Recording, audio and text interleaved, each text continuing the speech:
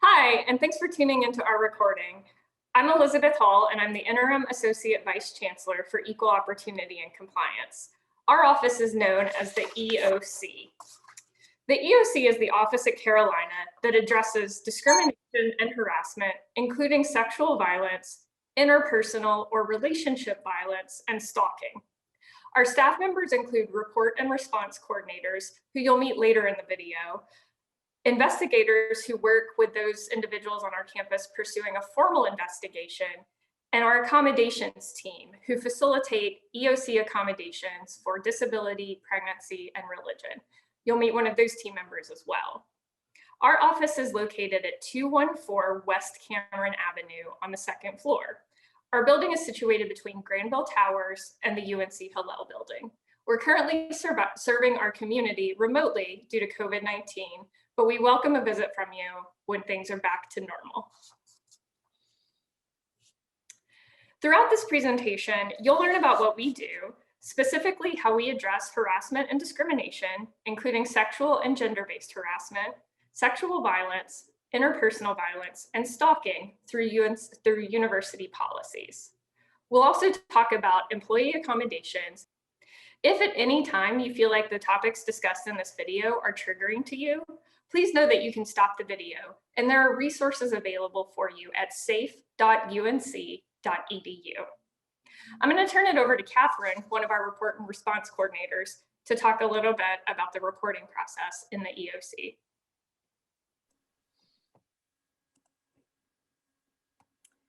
Thanks, Elizabeth. Hi, everyone. My name is Catherine Nguyen, and I'm one of the report and response coordinators here at the EOC office. The EOC office is the university reporting option for experiences of harassment and discrimination based on protected status, which are all of the identities listed in the grid on the screen. The EOC works with all members of the campus community, students, faculty, staff, and postdocs. We oversee two policies related to this type of conduct: the policy on prohibited discrimination, harassment, and related misconduct, as well as the policy on prohibited sexual harassment under Title IX. These policies cover sexual harassment, sexual violence, and sexual exploitation as forms of sex discrimination. The policy also covers experiences related to relationship violence and stalking. Finally, the policies prohibit retaliation against a person who has made a report to the EOC or participated in the investigation and resolution of reported conduct. So what do I mean when I say harassment and discrimination based on protected status? That kind of behavior can look like many different things. Discrimination may occur when a person or group are treated differently based on their protected status, again, those things listed in the grid, and that treatment interferes with their ability to access their education. This could include failing to provide reasonable accommodations to a person with a disability or excluding someone from a school event because of their identity. Harassment is usually conduct that is repeated and ongoing. It can be verbal, electronic, or physical behavior based on a person's protected status that interferes with their ability to participate in their education. So what happens when the EOC office receives a report? When someone reaches out to us directly or submits information through our online reporting form, one of the report and response coordinators, myself and my two colleagues, Rebecca and EW, will reach out to that person with an outreach email, which contains introductory information about our office, information on campus and community resources, and an invitation to meet, which at this time is occurring primarily by phone or by Zoom. The reporting party or the impacted person can choose to engage with that email or not. We know that there is not a one-fit-all response that may be helpful for people who've experienced interpersonal violence, for example. Some individuals may want to simply document their experience or request supportive measures related to academics, their workspace, or on-campus housing. The EOC can also investigate reports to determine whether university policy has been violated. Individuals can connect with one of the report and response coordinators, again, myself, Rebecca, and EW, to explore informal or formal options within the EOC.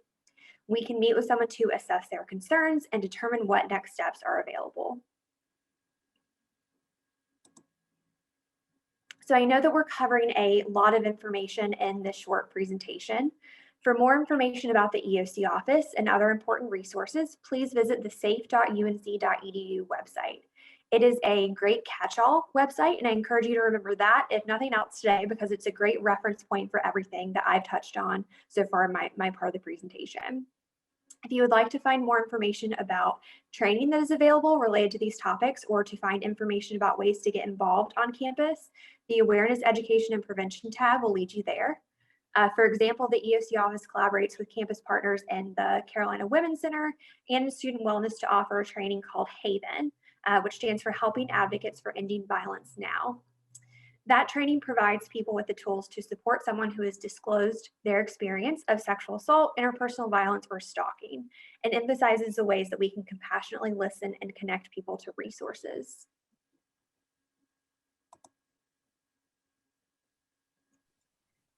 To contact the EOC, individuals can reach out however they are most comfortable. People can email report-and-response@unc.edu to be directly connected to the report and response coordinators, or submit information to our online reporting form that's found on our website, eoc.unc.edu. And again, when that information is sent or submitted, one of the report and response coordinators will reach out to provide information on resources, an overview of initial support options, and offer to meet by phone or Zoom to talk further. Thank you all for your time. I'm going to pass it along to Camille. Thank you, Catherine. In this next section, we will be discussing disability and religious-based accommodations. Why do we provide these accommodations? We want to create a campus that welcomes students as well as employees, regardless of their disability status and religious beliefs. We want to include everyone and give them the support they need to take advantage of the opportunities here in order to succeed. We want to provide them with the assistance that they need to balance work, health, beliefs, as well as family obligations.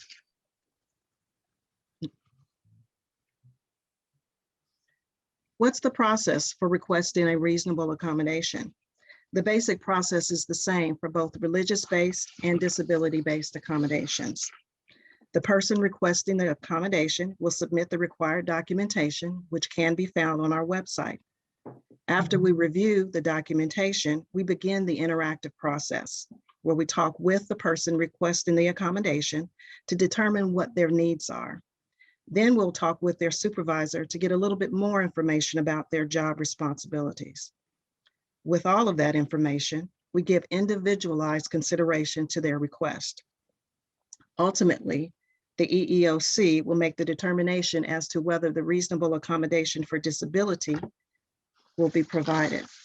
If it's a religious-based accommodation, it's the Religious Accommodation Advisory Committee that will give the final decision as to whether the accommodation will be provided.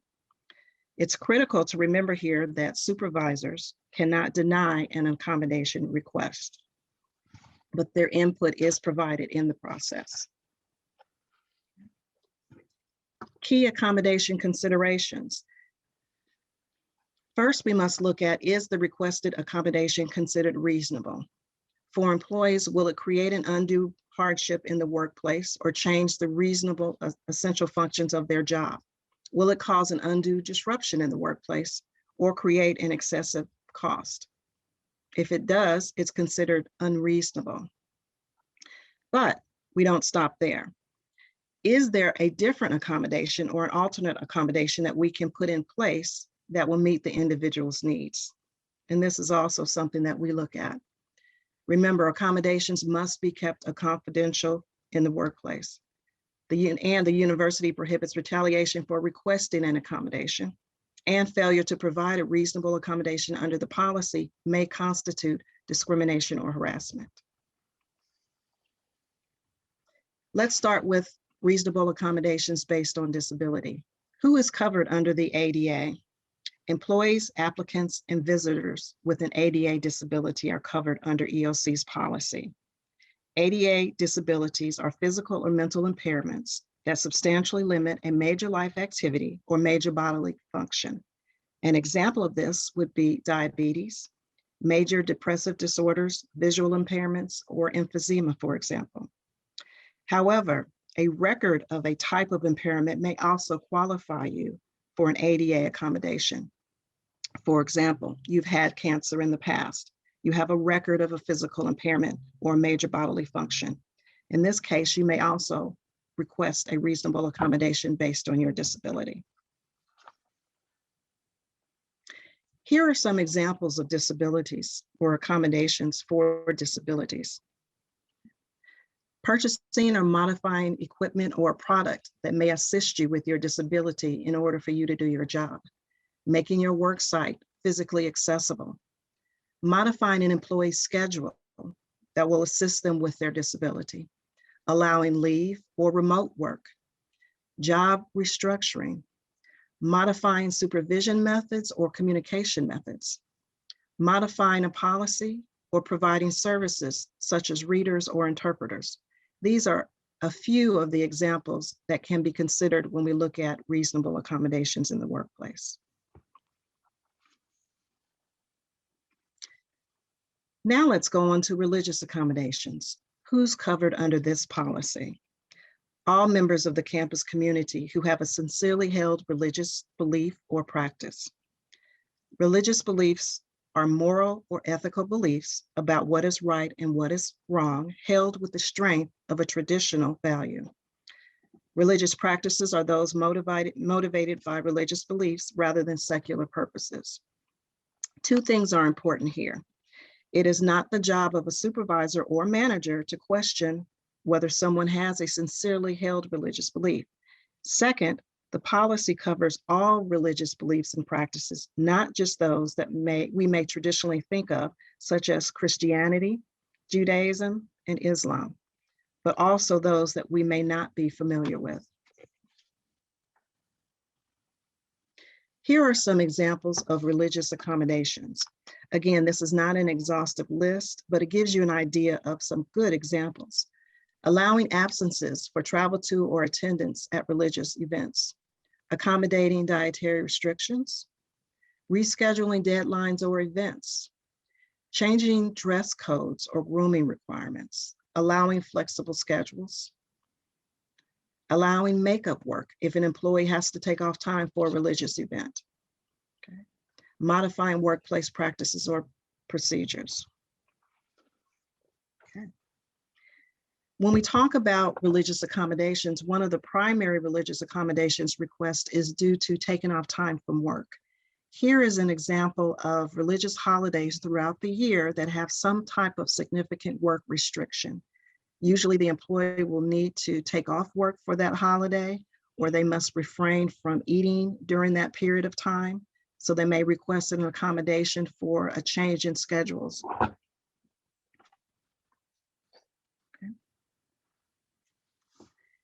If you have any questions or concerns, please feel free to call myself, Camille Brooks, or Elizabeth Hall in the Equal Opportunity and Compliance Office regarding either disability-related accommodations or religious accommodations. Or if you have questions about religious accommodations solely, you can contact the Religious Accommodations Advisory Committee. Thank you. Thanks, Catherine and Camille, for all of this helpful information. And thanks to all of you for joining us today. We hope that you learned some useful information about our office's processes and the services that we offer. We know that we gave you a lot of information, some of which is hard to digest. So we encourage you to visit our website, eoc.unc.edu, to learn more and to find all of the contact information we've discussed. Also, as we mentioned, safe.unc.edu is a great resource, and we encourage you to visit that as well. If you have any questions or aren't sure who to contact, you can always contact us at eoc@unc.edu. Just shoot us an email and we'll find the right person. Thank you again.